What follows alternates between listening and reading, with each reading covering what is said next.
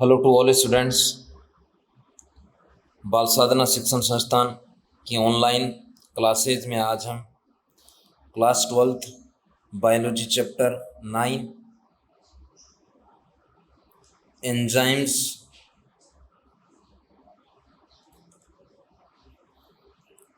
में topic enzyme की क्रिया विधि को प्रभावित करने वाले कारक का अध्ययन करेंगे, या ये बोल सकते हैं इंग्लिश में फैक्टर अफेक्टिंग एंजाइमेटिक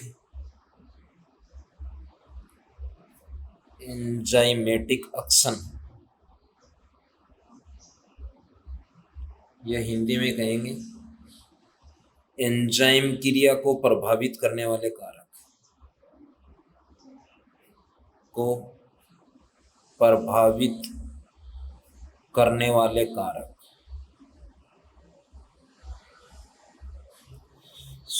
टॉपिक है एंजाइम क्रिया को प्रभावित करने वाले कारक। एंजाइम क्रिया को प्रभावित करने वाले कारक। स्टूडेंट्स, प्रीवियस ऑनलाइन क्लासेज में हमने एंजाइम का इतिहास पढ़ा है, एंजाइम का परिचय पढ़ा है और एंजाइम की संरचना का अध्ययन किया। आज हम एंजाइम को प्रभावित करने वाले कारकों का अध्ययन करेंगे। अनेक ऐसे कारक हैं, फिजिकल फैक्टर भी हैं यानी वातावरणीय कारक भी हैं, भौतिक कारक भी हैं जो एंजाइम को प्रभावित करते हैं। कुछ अदर फैक्टर्स भी हैं जो एंजाइम को प्रभावित करते हैं, या ये बोल सकते हैं कि एंजाइम क्रिया को प्रभावित करने वाले कारक अनेक हैं या निम्न हैं, जिसमें फर्स्ट है तापक्रम, टेम्परेचर,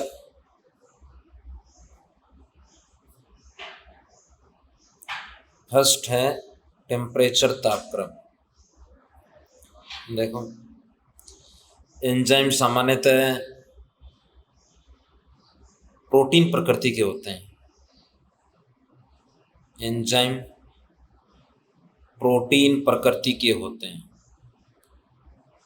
आरएनए प्रकृति का एक एंजाइम हमने पढ़ा है, उसका नाम क्या है, किन वैज्ञानिकों ने खोजा वो, दूसरा है कार्य क्या है उसका, यानी एकमात्र ऐसा एंजाइम 12th बुक के अनुसार जो प्रोटीन प्रकृति का नहीं है, यानी प्रकृति में अपवाद है, किन दो वैज्ञानिकों ने खोजा, क्या उसका कार्य, वो कमेंट बॉक्स में आपको देना है आंसर उसके।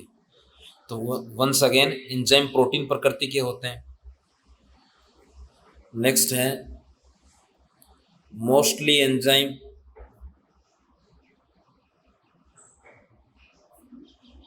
बीस से 35 डिग्री, ये टेम्परेचर ध्यान में रखना आपको। मोस्टली एंजाइम 20 से 35 डिग्री सेल्सियस पर एक्टिव होते हैं।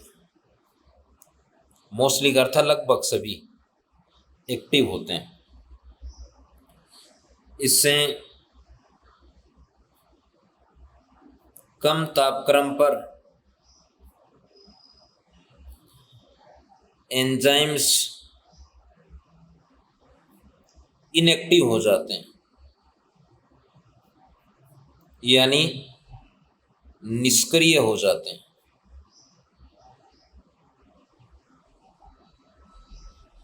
तथा उच्च तापक्रम पर एंजाइम्स डीनेचर हो जाते हैं। डीनेचर यानी विकृत हो जाते हैं, विकृत हो जाते हैं।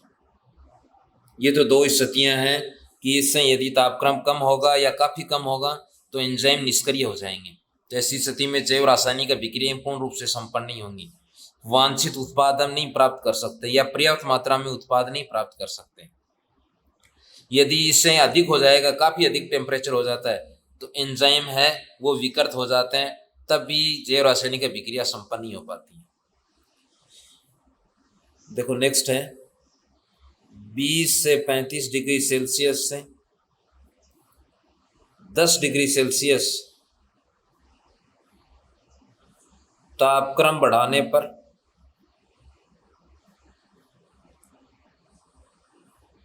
एंजाइम की क्रियाशीलता, या ये भी बोल सकते हो आप जैव रासायनिक अभिक्रिया की क्रियाशीलता 2 से 2.5 गुना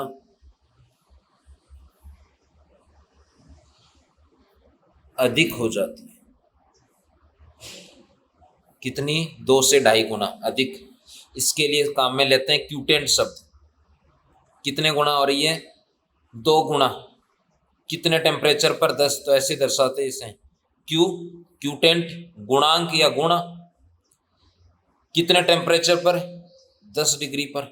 ये 10 आ गया। कितना हो जाएगी क्रियाशीलता? दुगुनी हो जाती है, तो इसको ऐसे भी दर्शाते हैं। क्यू है क्यूटेंट गुणांक या गुण। कितने टेम्परेचर पर? 10 डिग्री सेल्सियस पर कितनी हो जाती है क्रियाशीलता? दुगुनी।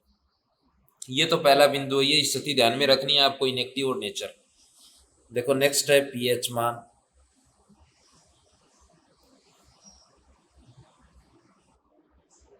देखो ये भी एंजाइम क्रिया को प्रभावित करने वाला है, यानी एंजाइम पीएच के प्रति भी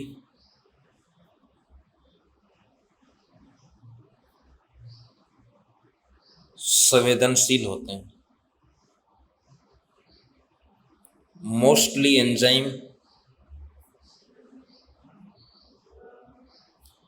पीएच 5 से 7 के मध्य अत्यधिक सक्रिय होते हैं। आइडियल बोल सकते हो आप इसे, 5 से 7।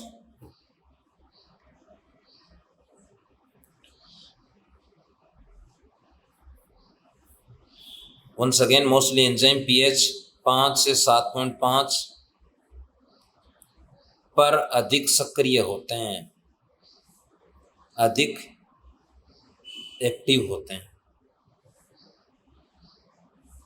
अब देखो दो क्रिया विधि ऐसी हैं, पीएच कितना होना चाहिए? 5 से 7.5। एंजाइम्स क्या होंगे? एक्टिव सक्रिय होंगे, यानी जैव रासायनिक अभिक्रियाएं, बायोकेमिकल रिएक्शन संपन्न होंगी। इसमें कहने का अर्थ है सभी जैव रासायनिक अभिक्रियाओं के लिए आइडियल पीएच का मान ये। अब इससे देखो, इस पीएच से कम होने पर, कौन से ये ब्रैकेट में दर्शा देता हूं मैं, पीएच 5 से 7.5 से कम होने पर एंजाइम्स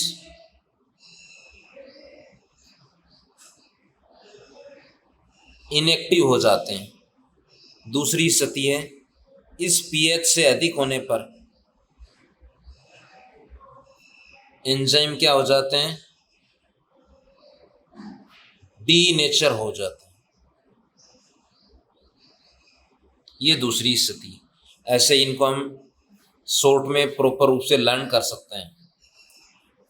इनएक्टिव तो पुनः एक्टिव हो सकते हैं, परंतु डीनेचर होने पर एंजाइम काम नहीं करते हैं। नेक्स्ट है कंसंट्रेशन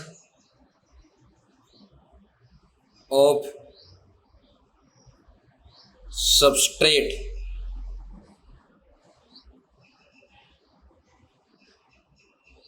क्रिया कारकों की सांद्रता।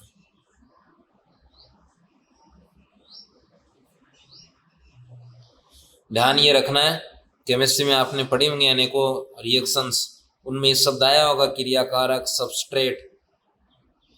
वे पदार्थ, वे केमिकल्स जो रिएक्शंस को प्रारंभ करते हैं, या जहां से रिएक्शन प्रारंभ हो रही है, उनको सबस्ट्रेट हम बोलते हैं। देखो ये अगर हम ये दर्शाएं, सबस्ट्रेट अधिक है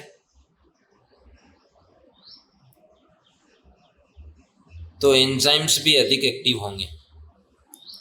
तो ऐसी स्थिति में प्रोडक्ट कम बनेगा। प्रारंभ में जैसे ही जैव रासायनिक अभिक्रिया प्रारंभ होगी, प्रारंभ में क्रियाकारक अधिक हैं तो उत्पाद कम हैं। तो ऐसी स्थिति में ये सबसेट पर जो सक्रिय स्थल, सबसेट एंजाइम के सक्रिय स्थल से जुड़कर जैव रासायनिक अभिक्रिया को ये एंजाइम तीव्रता से संपन्न करते हैं। जैसे जैसे जैव रासायनिक अभिक्रिया आगे संपन्न होंगी, सबसेट क्रियाकारक की सांद्रता कम होगी, तो एंजाइम भी क्या होते जाते हैं, नीचे एरो करते हैं, एंजाइम में निष्क्रिय होते जाते हैं। यानी सबसेट कम होगा तो बनेगा क्या, प्रोडक्ट अधिक बनता जाता है। तो ये बोल सकते हैं क्रियाकारक की सांद्रता अधिक होने पर एंजाइम की क्रियाशीलता अधिक व क्रियाकारक की सांद्रता कम होने पर एंजाइम की क्रियाशीलता भी कम हो जाती है। क्रियाशीलता भी कम हो जाती है। क्यों कम हो जाती है? क्योंकि ये किसके साथ बाइंड होते हैं, क्रियाकारक के साथ बाइंड हो रहे हैं। क्रियाकारक निरंतर क्या किस में परिवर्तित हो रहे हैं, उत्पाद में बदल रहे हैं, यानी इसकी सांद्रता कम है तो इसको जुड़ने, इसके सक्रिय स्थल पर पूर्ण रूप से जुड़ेंगे नहीं तो एंजाइम कम सक्रिय हो। नेक्स्ट फैक्टर है concentration of enzyme. Fourth, concentration of enzymes। ये बोल देंगे एंजाइम की सांद्रता।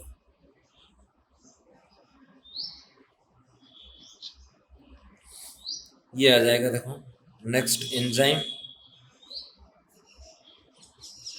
की कंसंट्रेशन अधिक है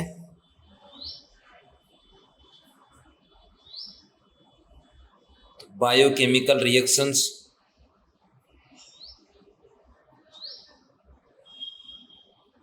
तीव्रता से संपन्न। नेक्स्ट, एंजाइम की कंसंट्रेशन कम तो बायोकेमिकल यानी जैव रासायनिक अभिक्रियाएं धीमी गति से संपन्न। धीमी गति से संपन्न, ये तीव्रता से संपन्न, यहाँ धीमी गति से संपन्न, क्योंकि एंजाइम अधिक हैं तो क्रियाकारक से आसानी से जुड़ेंगे, क्रियाकारक इनके सक्रिय स्थल से जुड़ेंगे, तीव्रता से संपन्न होगी। एंजाइम्स कम है यानी इनकी कंसंट्रेशन कम है तो सबसेट कम जुड़ पाते हैं, तो ऐसी स्थिति में जैव रासायनिक अभिक्रियाएं धीमी गति से संपन्न होंगी। नेक्स्ट है, ये बोल सकते हैं इसमें एंजाइम की सांद्रता बढ़ने पर सामान्यतः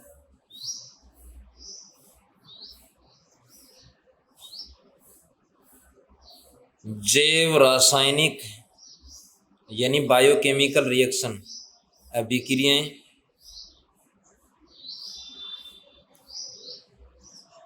तीव्रता से संपन्न होंगी। नेक्स्ट फैक्टर है concentration of and product. Concentration of and product, Hindi में बोलेंगे अंतिम उत्पाद की सांद्रता। तो ध्यान ये रखना है नॉर्मली यदि सबस्ट्रेट अधिक हैं तो प्रोडक्ट कम होंगे।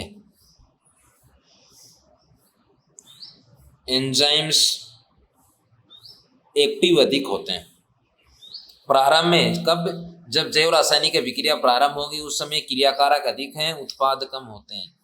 जैसे जैसे जैव रासायनिक अभिक्रिया संपन्न होती रहती है, सबस्ट्रेट की कंसंट्रेशन कम होती रहती है, प्रोडक्ट की बढ़ती जाती है। तो ऐसी स्थिति में एंजाइम की क्रियाशीलता कम हो जाती है, क्योंकि एंजाइम हमेशा काम कहाँ कर रहे हैं? किस एंजाइम किसको बाइंड करते हैं? क्रियाकारक को बाइंड करते हैं। क्रियाकारक कहाँ से? सक्रिय स्थल से बाइंड होंगे, तो ये कम होते जाएंगे। एक स्थिति ऐसी है कि पूर्ण रूप से प्रोडक्ट बन जाएगा तो एंजाइम की क्रियाशीलता शून्य हो जाती है। ध्यान रखना है, प्रारंभ में जैव रासायनिक अभिक्रियाओं में क्रियाकारक अधिक हैं, उत्पाद कम आता है, एंजाइम अधिक हैं, एंजाइम की क्रियाशीलता अधिक होती है, क्योंकि एंजाइम से ही सबस्ट्रेट बाइंड होते हैं। जैसे जैसे सबस्ट्रेट प्रोडक्ट में बदलते हैं, यानी सबस्ट्रेट की सांद्रता में कमी आएगी, तो ऐसी स्थिति में एंजाइम की क्रियाशीलता कम होती जाती है।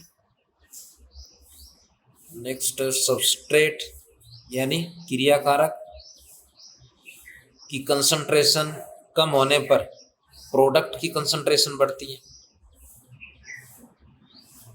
ऐसी स्थिति में एंजाइम जिसके साथ बाइंड हो रहे हैं या जिसको बाइंड करेंगे उनकी कंसंट्रेशन कम है, तो ऐसी स्थिति में क्या हो जाएंगे? एंजाइम्स कम एक्टिव हो जाते हैं।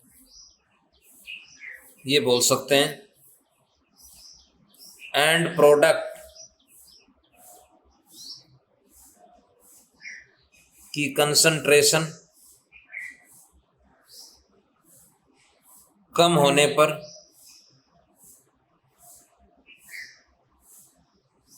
एंजाइम की क्रियाशीलता अधिक व एंड प्रोडक्ट की कंसंट्रेशन, मात्रा बोल सकते हो आप, सांद्रता बोल सकते हो, कंसंट्रेशन अधिक होने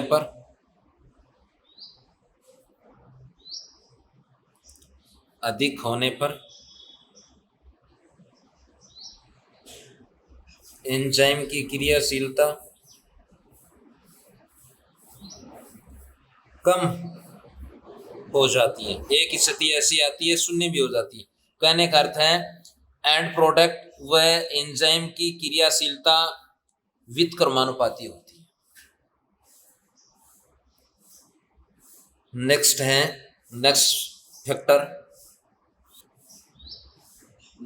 फैक्टर है एंजाइम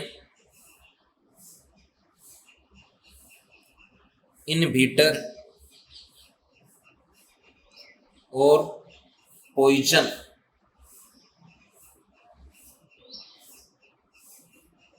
हिंदी में कहेंगे एंजाइम निरोधक एवं विष। दो प्रकार के होते हैं। फर्स्ट तो ये देखो, एंजाइम इनहिबिटर, एंजाइम निरोधक। एक होते हैं कॉम्पिटेटिव, एक होते हैं नॉन कॉम्पिटेटिव। फर्स्ट है कॉम्पिटेटिव, सेकंड है नॉन कॉम्पिटेटिव।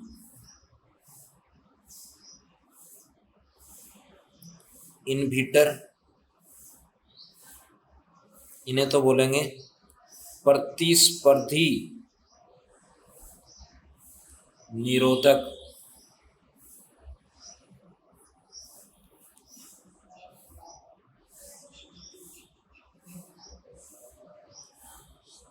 इन्हें कहेंगे अप्रतिस्पर्धी निरोधक।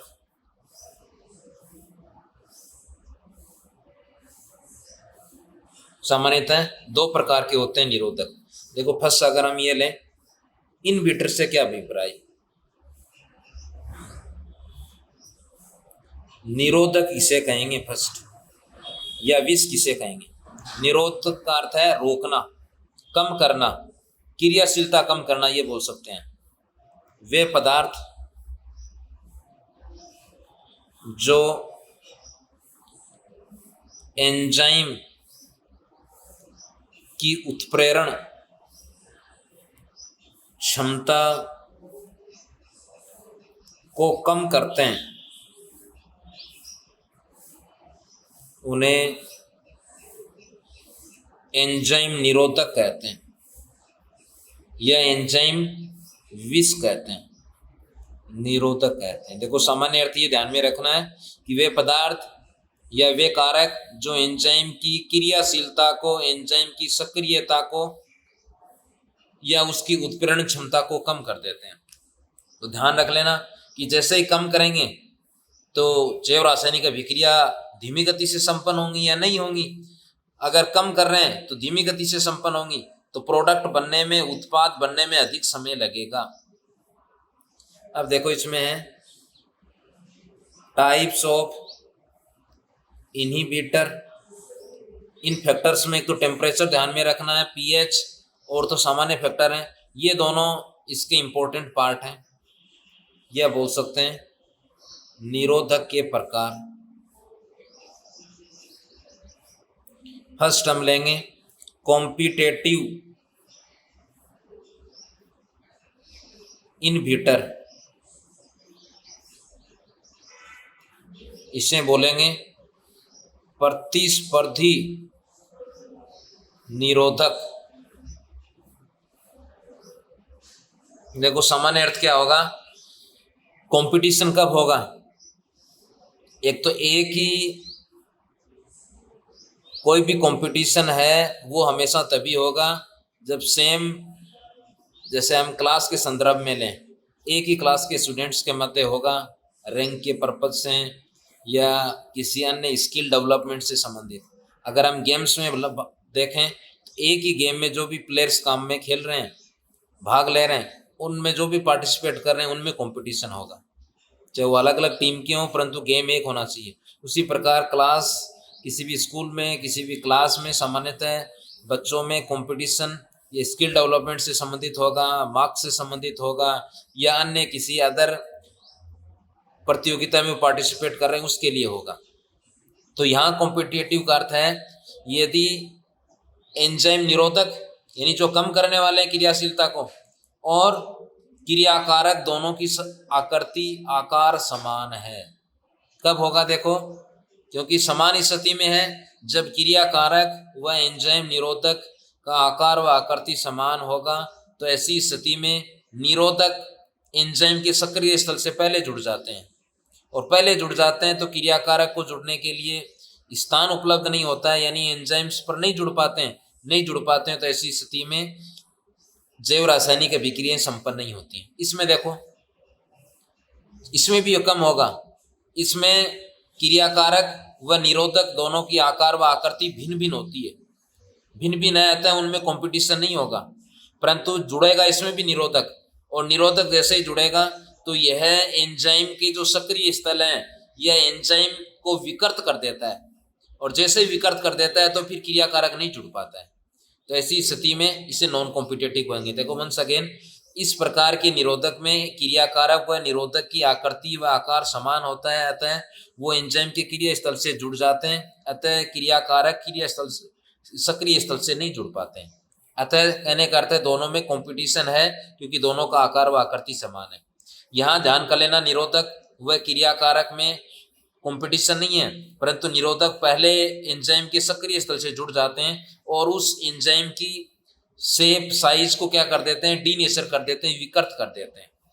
तो पहला अगर हम देखें कौन सा, कॉम्पिटेटिव, कि कॉम्पिटेटिव कौन से होते हैं, ऐसे निरोधक पदार्थ जिनकी संरचना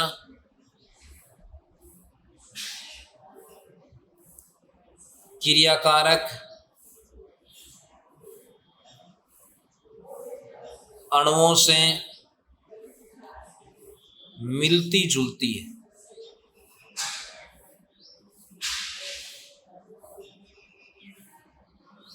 अतः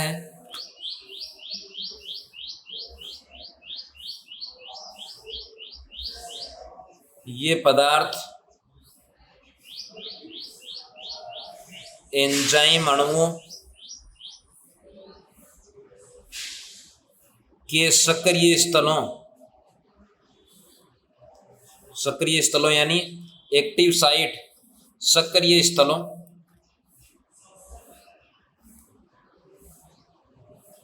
से जुड़ने में क्रियाकारक अणुओं से प्रतिस्पर्धा रखते हैं। क्रियाकारक यानी सबस्ट्रेट, क्रियाकारक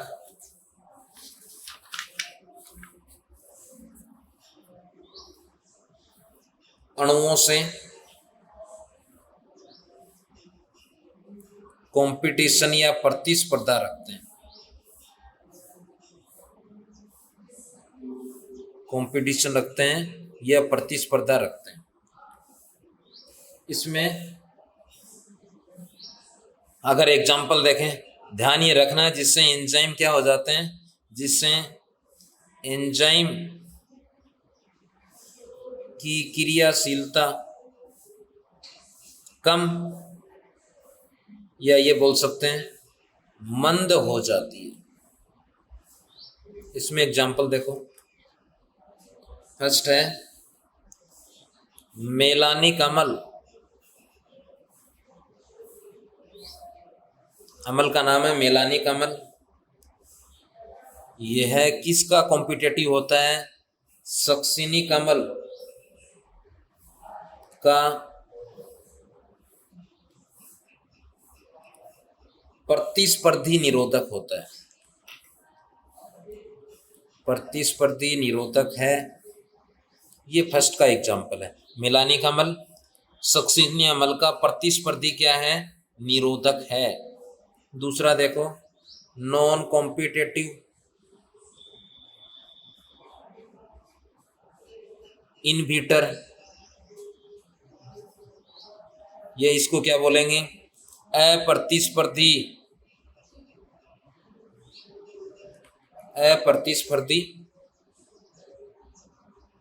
निरोधक। अब देखो इसका सामान्य अर्थ क्या है। इसमें क्रियाकारक का निरोधक यानी इनहिबिटर में कंपटीशन नहीं होगा, परंतु क्या हो जाता है, निरोधक स्थायी रूप से एंजाइम अणुओं से जुड़कर उनकी संरचना में क्या ला देते हैं?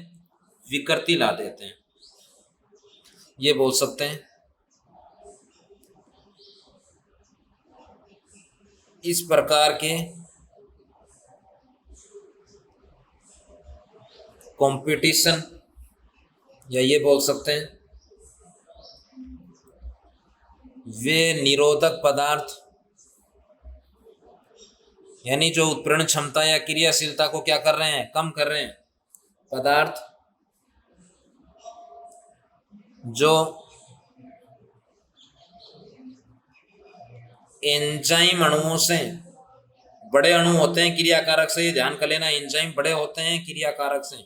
एंजाइम अणुओं से स्थायी रूप से जुड़कर उनमें संरचनात्मक परिवर्तन ला देते हैं, यानी उनकी संरचना में परिवर्तन कर देते हैं, जिससे ये क्या हो जाते हैं? एंजाइम अणु विकृत हो जाते हैं, जिससे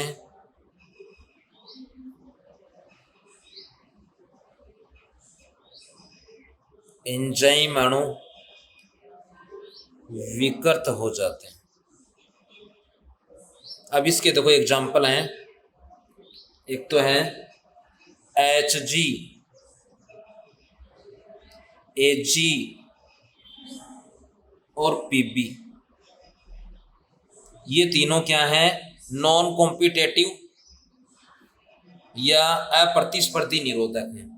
इनमें एक और ले सकते हो आप, साइनाइड। यह जिस जैव रासायनिक अभिक्रिया को या जिस जैव रासायनिक अभिक्रिया से संबंधित एंजाइमों को रोकता है या निरोधक करता है वो है श्वसन।